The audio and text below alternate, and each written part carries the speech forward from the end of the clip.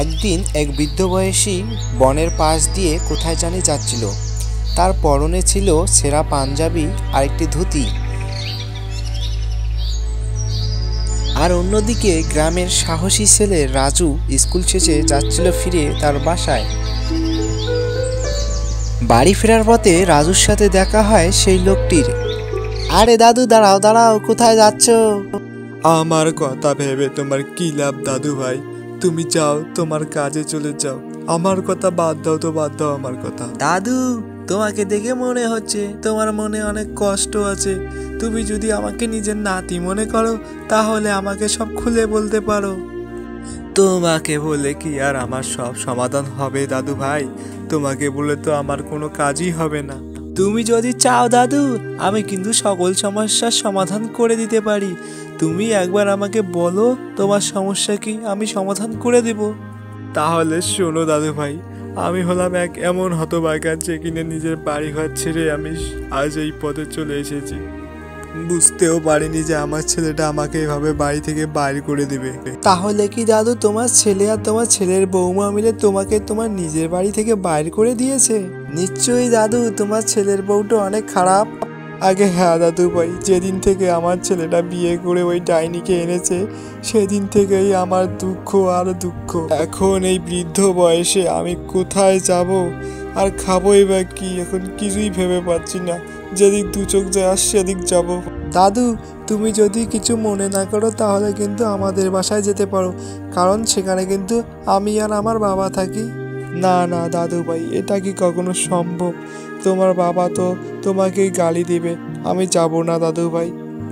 আরে দাদু, কিচ্ছু হবে না, আমার বাবা অনেক ভালো মানুষ। তুমি চলো তো আমার সাথে, চলো, তুমি আমাদের বাড়িতে কিছু খাবে।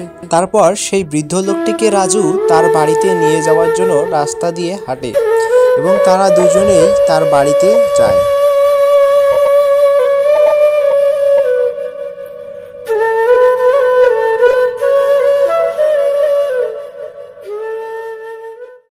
কি রে বাবা, তোর স্কুল ছুটি হতে এত দেরি হলো কেন? আগে তো খুব তাড়াতাড়ি আসতিস, আজকে যে এত লেট হলো। আর তোর পাশে ইনি কে? বাবা, ইনি হচ্ছেন একজন দাদু। এনার ছেলে আর এনার ছেলে বউ একে বাড়ি থেকে বাইরে করে দিয়েছে।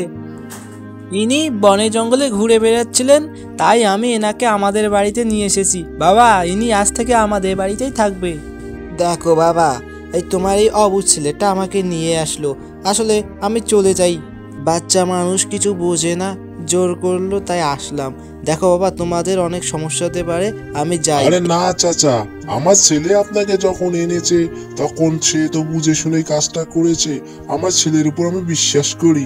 আপনি কোনো চিন্তা করবেন না, আপনার যতদিন মন ততদিন আমাদের বাসায় খাবেন দাবেন ঘুরবেন, আপনাকে কোনো কাজ করতে হবে না।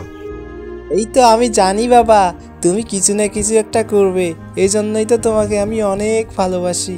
দাদু ভাই, তোমাদেরকে অনেক ধন্যবাদ, তোমরা না হলে যে কি হতো। আচ্ছা চাচা, আপনি একটু রেস্ট নিন আর ঘুমান। আমি একটু যাই, বাজারে যাই, সন্ধ্যাও হয়ে গেল, একটু বাজারে গিয়ে খরচাপাতি আনি। তারপর রাজুর বাবা চলে যায় বাজারে। বাজারে যাওয়ার জন্য তার একটি বনের পাশ দিয়ে যেতে হবে, কারণ সেই বনের দূরত্ব হচ্ছে বাজার থেকে প্রায় 2 কিলোমিটার। সেখানে কোনো গাড়ি ঘোড়াও চলাচল করে না। তো বাচ্চারা, আজকের গল্প এ পর্যন্তই শেষ। এই গল্পে ফুটে উঠেছে গ্রামের মধ্যে যে বাচ্চারা থাকে সৎ সাহস এবং পরোপকারিতা।